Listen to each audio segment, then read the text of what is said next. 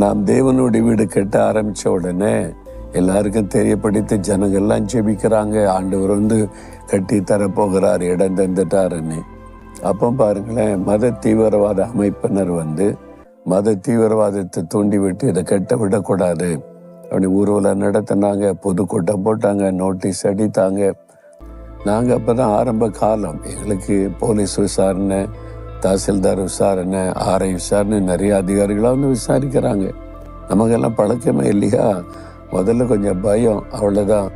நான் ஆண்டவரிடத்துல நின்ன போது எதிர்ப்புகள் மத்தியிலே கட்டப்படும், நான் அவனை வெட்கப்பட விட மாட்டேன், நான் கர்த்தர், பயப்படாத, சூழ்நிலை கண்டு பயப்படாதன்னு சொல்லி 1 வருஷம் அவங்களால் தடுத்து வைக்க முடிந்தது.